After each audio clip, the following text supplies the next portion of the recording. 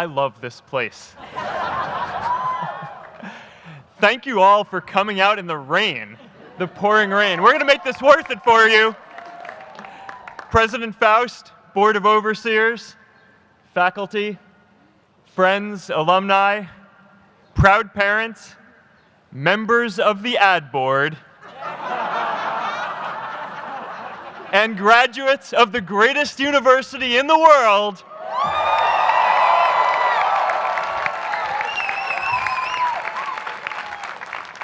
I am honored to be here with you today because, let's face it, you accomplished something I never could.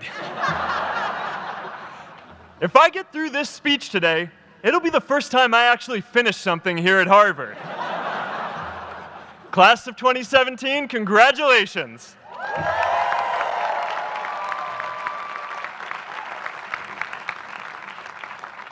Now, I'm an unlikely speaker today, not just because I dropped out, but because we're technically in the same generation. We walked this yard less than a decade apart.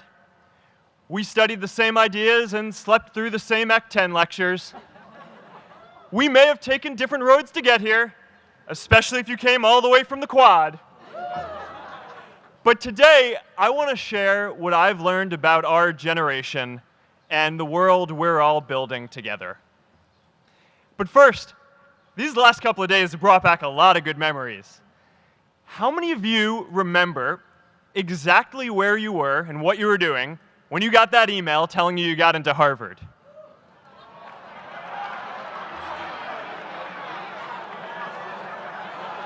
I was playing the video game Civilization, and I ran downstairs and got my dad, and for some reason, his first reaction was to video me opening the email.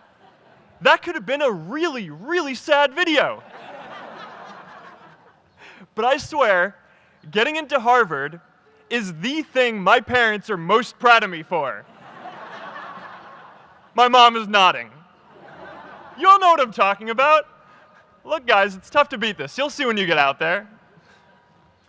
How many of you remember your first lecture here at Harvard?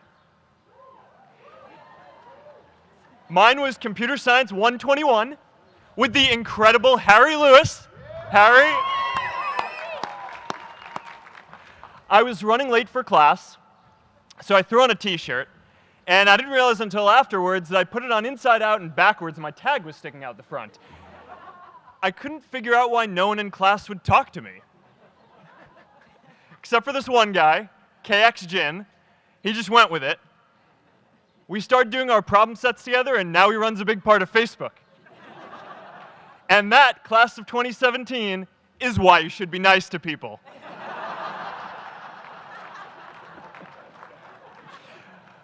But my best memory from Harvard is meeting Priscilla.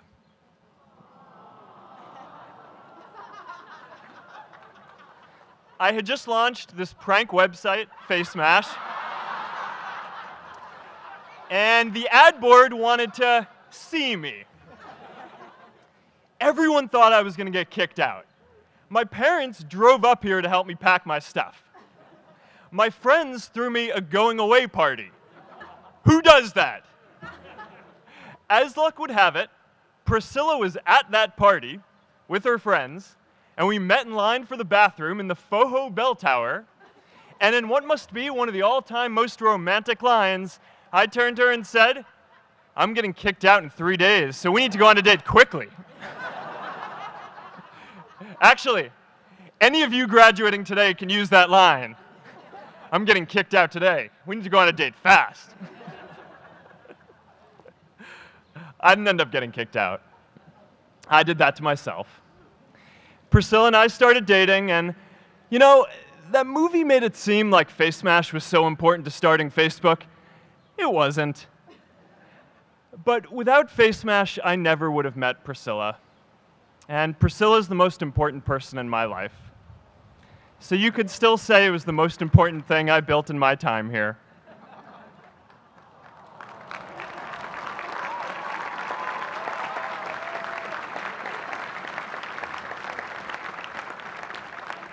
We have all started lifelong friendships here, and some of us even families. That's why I'm so grateful to this place. Thanks, Harvard.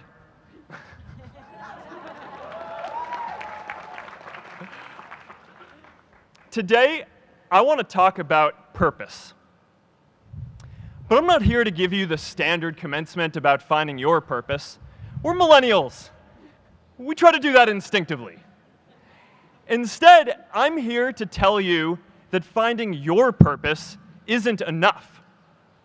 The challenge for our generation is to create a world where everyone has a sense of purpose. One of my favorite stories is when JFK went to go visit the NASA Space Center, and he saw a janitor holding a broom, and he asked him what he was doing, and the janitor replied, "Mr. President, I'm helping put a man on the moon." Purpose is that feeling that you are a part of something bigger than yourself, that you are needed, and that you have something better ahead to work for. Purpose is what creates true happiness. And you are graduating at a time when this is especially important. When our parents graduated, that sense of purpose reliably came from your job, your church, your community. But today, technology and automation are eliminating many jobs. Membership in a lot of communities has been declining, and a lot of people are feeling disconnected and depressed and are trying to fill a void in their lives.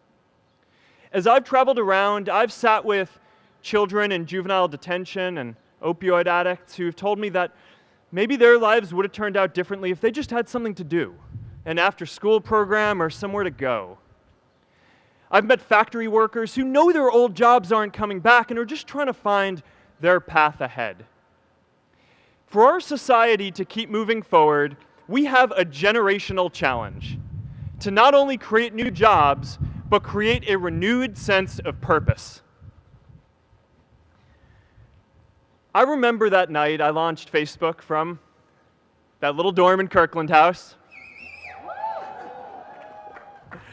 I went to Noakes with my friend KX, and I remember telling him clearly that I was excited to help connect the Harvard community, but one day someone would connect the whole world.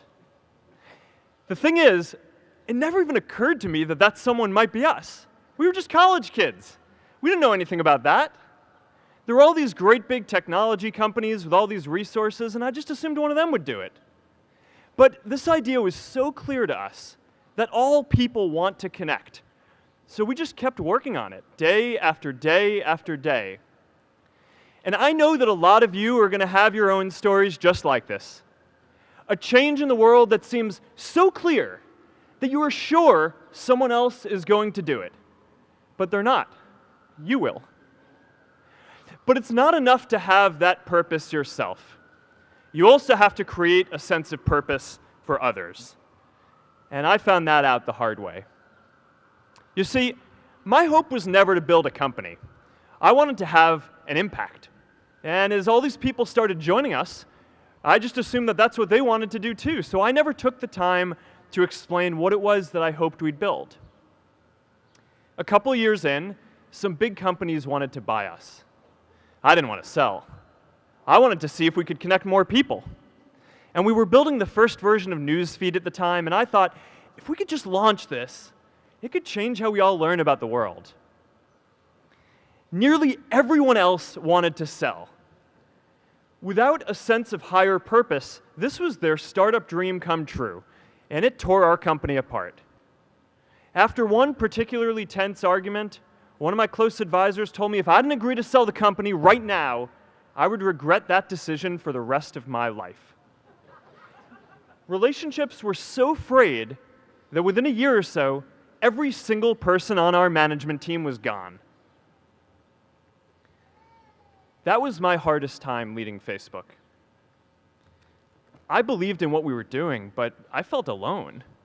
And worse, it was my fault.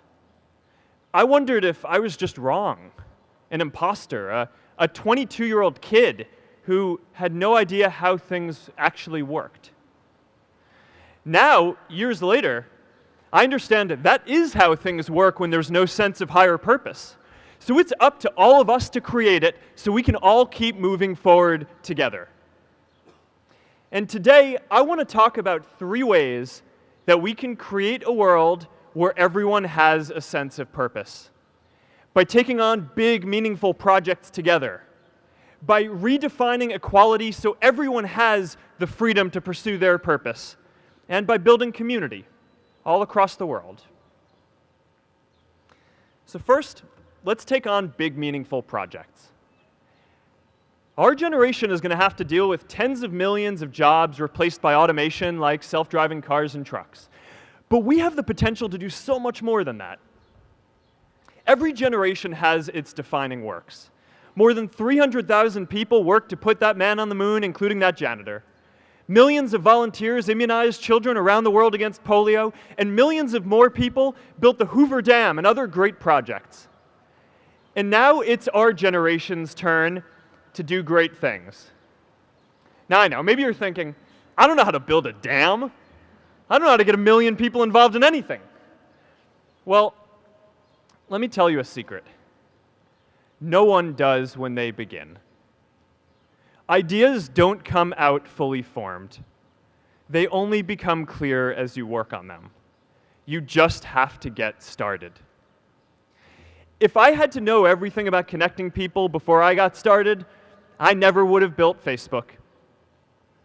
Movies and pop culture just get this all wrong.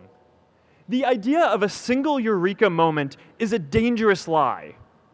It makes us feel inadequate because we feel like we haven't had ours yet. And it prevents people with seeds of good ideas from ever getting started in the first place. Oh, and you know what else movies get wrong about innovation? No one writes math formulas on glass, okay? All right? That's not a thing, okay?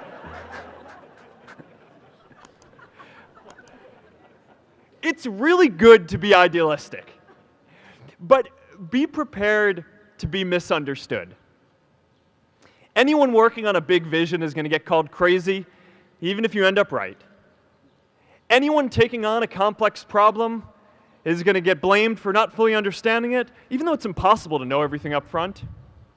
Anyone taking initiative will always get criticized for moving too fast because there's always someone who wants to slow you down. In our society, we often don't take on big things because we're so afraid of making mistakes that we ignore all the things wrong today if we do nothing.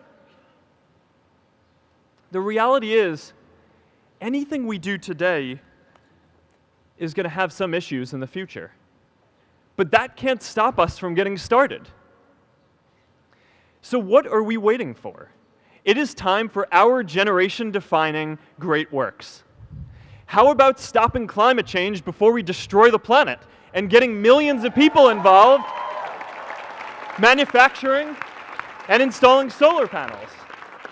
How about curing all diseases and getting people involved by asking volunteers to share their health data, track their health data, and share their genomes?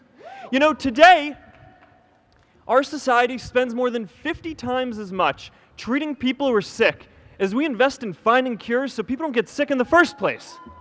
It makes no sense. We can fix this. How about modernizing democracy so everyone can vote online? And how about personalizing education so everyone can learn? These achievements are all within our reach. Let's do them all in a way that gives everyone in our society a role. Let's do big things, not just to create progress, but to create purpose.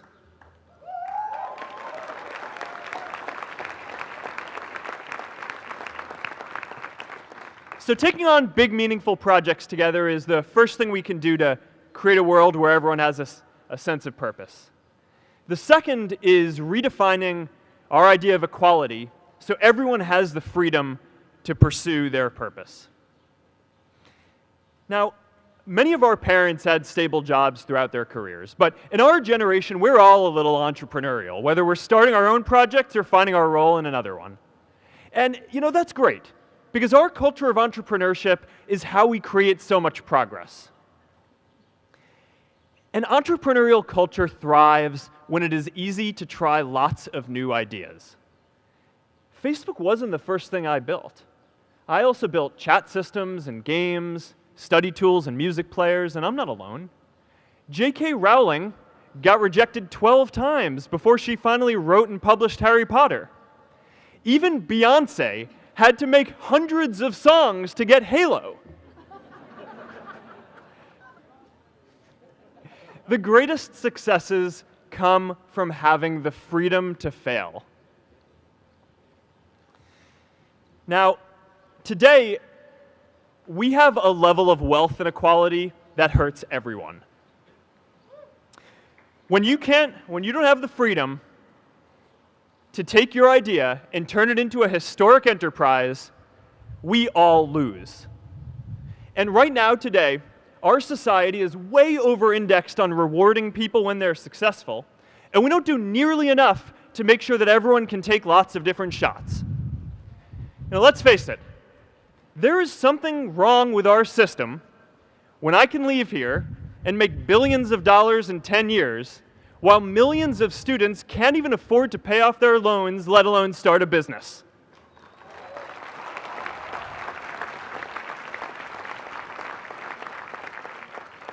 Look, I know a lot of entrepreneurs, and I don't know a single person who gave up on starting a business because they were worried they might not make enough money.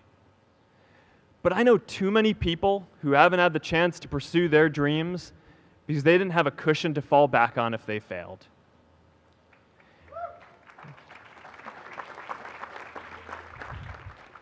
We all know you don't get successful just by having a good idea or working hard.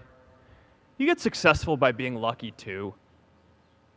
If I had to support my family growing up instead of having the time to learn how to code, if I didn't know that I was going to be fine if Facebook didn't work out, then I wouldn't be standing up here today. And if we're honest, we all know how much luck we've had to get to this point in our lives. Every generation expands its definition of equality. Previous generations fought for the vote and civil rights. They had the New Deal and Great Society. And now it's time for our generation to define a new social contract.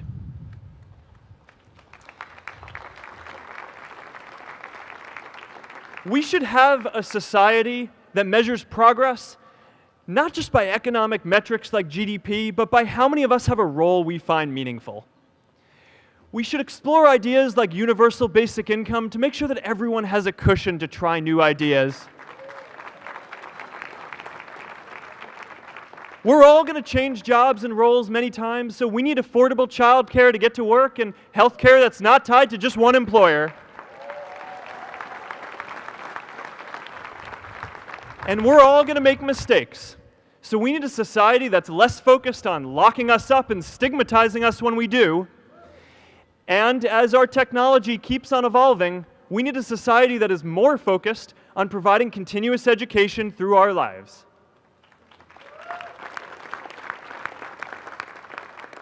And yes, giving everyone the freedom to pursue purpose isn't going to be free. People like me should pay for it. And a lot of you are going to do really well, and you should too.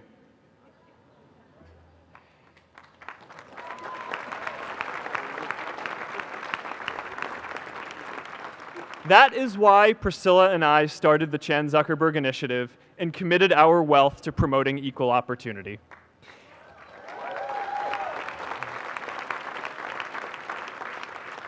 These are the values of our whole generation.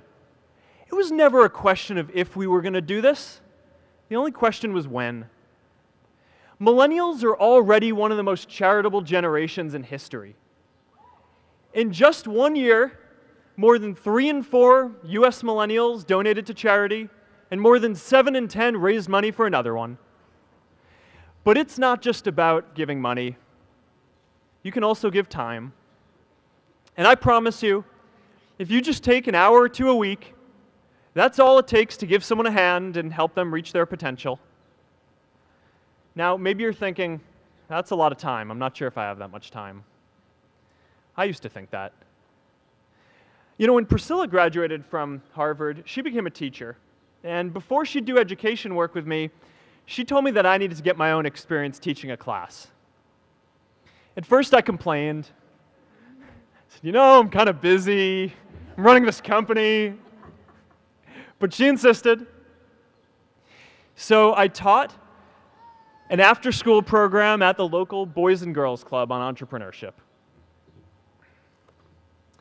I taught those kids lessons on product development and marketing, and they taught me what it was like growing up feeling targeted for your race, and what it's like having a family member in prison.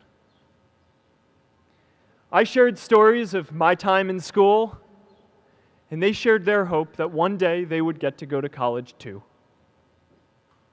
For 5 years, I've had dinner with those students every month. One of them even threw Priscilla and me our first baby shower. And next year, they're going to college. Every one of them, first generation in their families. We can all make time to give someone a hand. Let's give everyone the freedom to pursue purpose, not just because it's the right thing to do, but because when more people can turn their dreams into something great, we are all better for it.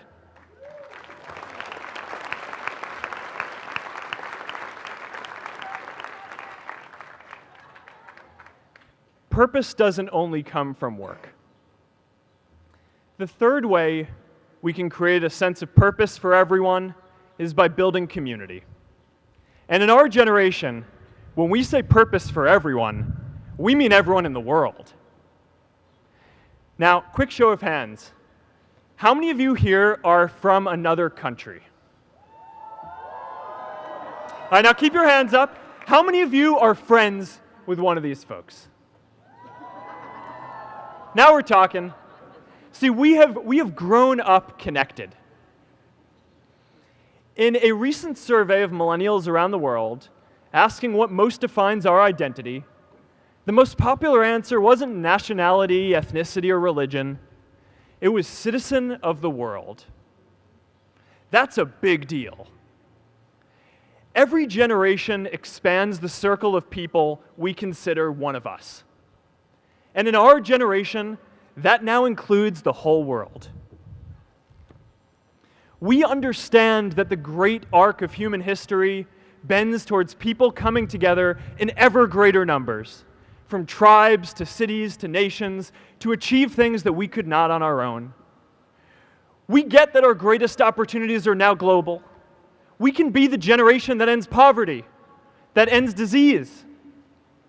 And we get that our greatest challenges need global responses too. No country can fight climate change alone or prevent pandemics. Progress now requires coming together, not just as cities or nations, but also as a global community. But we live in an unstable time. There are people left behind by globalization across the whole world.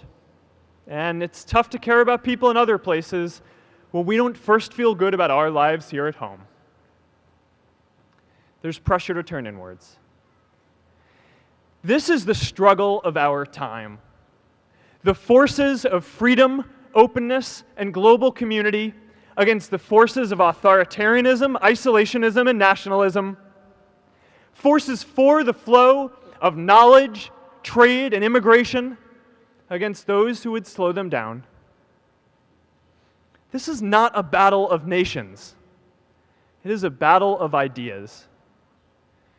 There are people in every country for more global connection, and there are good people against it. And this isn't going to be decided at the UN either. It's going to happen at the local level when enough of us feel a sense of purpose and stability in our own lives that we can start to open up and care about everyone else too. And the best way to do that is to start building local communities right now.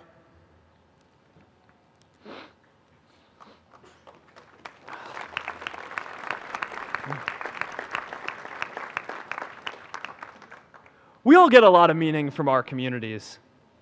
Who here's from Elliott House? How about Lowell?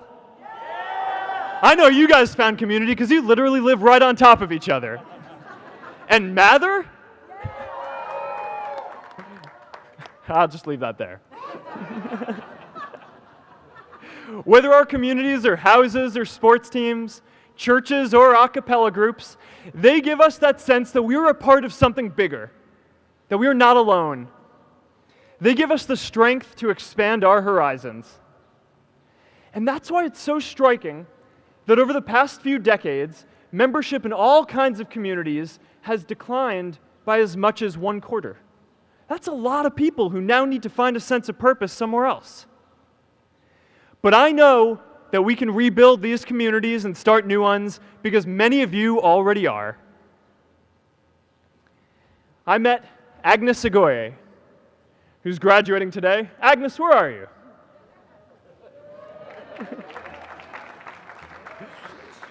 Agnes spent her childhood navigating conflict zones with human trafficking in Uganda, and now she's trained thousands of law enforcement officials to keep communities safe.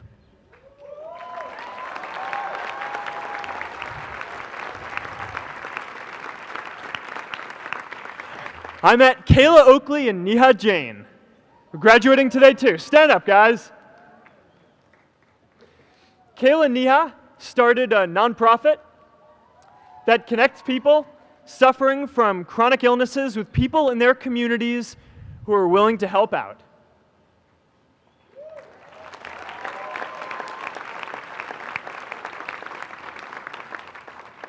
And I met David Razu Aznar, who's graduating from the Kennedy School today. David, stand up. David is a former city councilor who fought to make Mexico City the first Latin American city to pass marriage equality, even before San Francisco.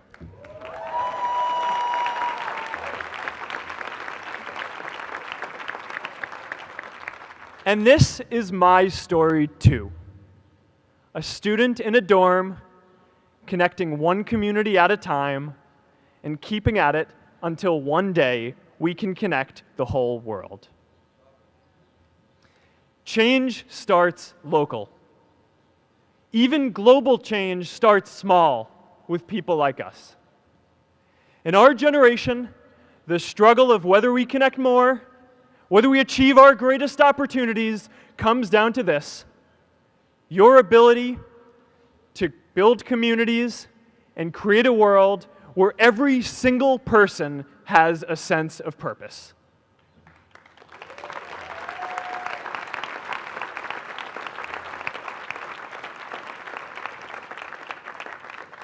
Class of 2017, you are graduating into a world that needs purpose, and it's up to you to create it. Now, maybe you're asking yourself, can I really do this? Well, remember when I told you about that class I taught at the Boys and Girls Club? One day after class, I was talking to my students about going to college, and one of my top students raised his hand and said that he wasn't sure he could go to college because he's undocumented. He wasn't sure if they'd take him. Last year, I took him out to breakfast for his birthday, and I wanted to get him a gift, so I asked him what he wanted, and he just started talking about struggles that he saw other students in his class facing, and finally said, I'd really just like a book on social justice. I was blown away. Here is a young guy who has every reason to be cynical. He wasn't sure if the country he calls home, the only one he's known, was going to deny him his dream of going to college. But he wasn't feeling sorry for himself. He wasn't even thinking of himself. He has a greater sense of purpose, and he's going to bring people along with him. It says something about our situation today that I can't even say his name because I don't want to put him at risk. But if a high school senior who doesn't know what the future holds for him can do his part to move the world forward, then we owe it to the world to do our part too.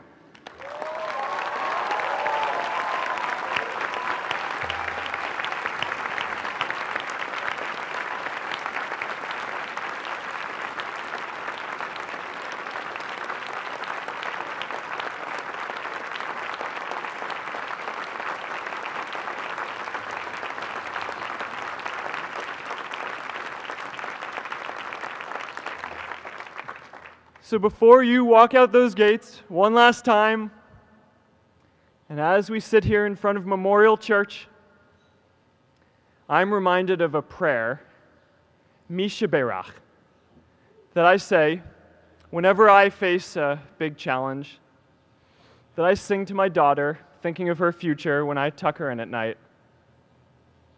And it goes, "May the source of strength, who's blessed the ones before us, help us find the courage to make our lives a blessing." I hope you find the courage to make your life a blessing. Congratulations, class of 2017. Good luck out there.